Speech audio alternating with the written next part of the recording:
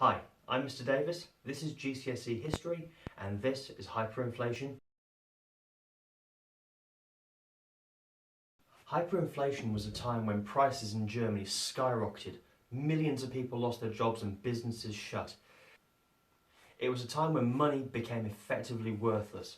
Things got so bad that they actually had to employ people to go around sweeping the roads because there was just so much money lying around and nobody wanted it.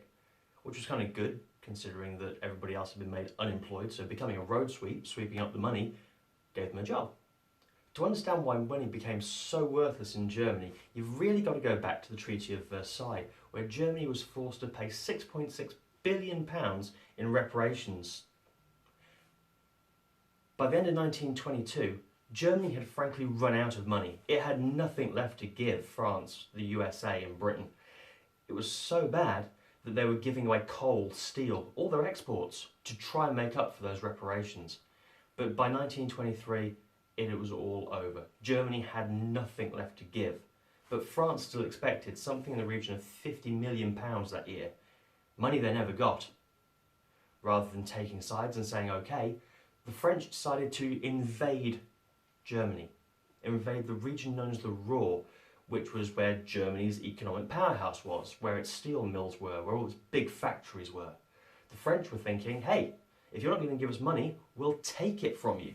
As you can imagine, President Ebert didn't like that.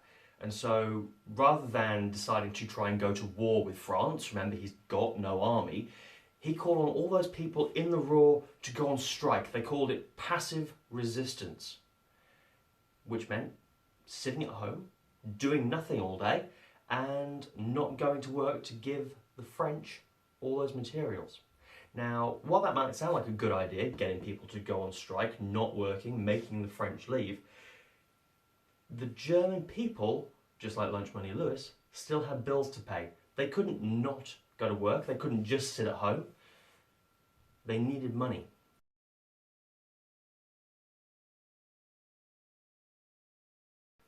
So Ebert made the call. He was going to get the people in the Ruhr to go on strike, and he was going to pay them to stay at home. Massive mistake.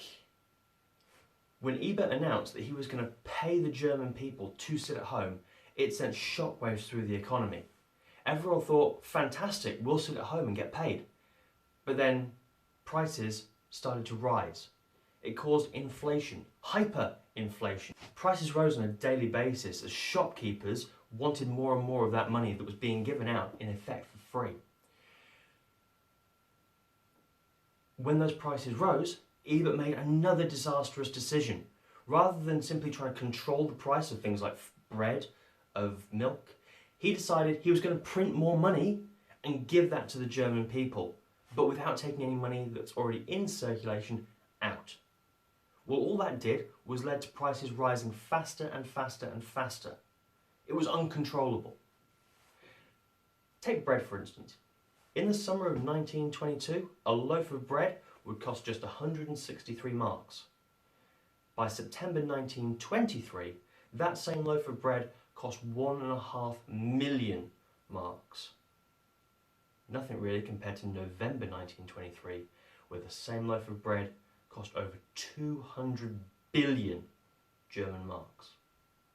Prices rose so quick that people stopped doing business. Money became so worthless that people used the money as fuel. They burnt it in their stoves, they burnt it in their cookers. People threw away money. It piled up high in the streets. People with savings, pensioners who relied on their savings, they lost everything overnight. All that money wiped out. And businesses stopped being able to trade. They couldn't keep up with the way prices were rising so quickly, which of course led to massive unemployment. It was those people who lost their businesses, lost their jobs, lost their homes, lost their houses, who all of a sudden, after 1924, started to look at the Nazi Party as being a good alternative to the Weimar Government.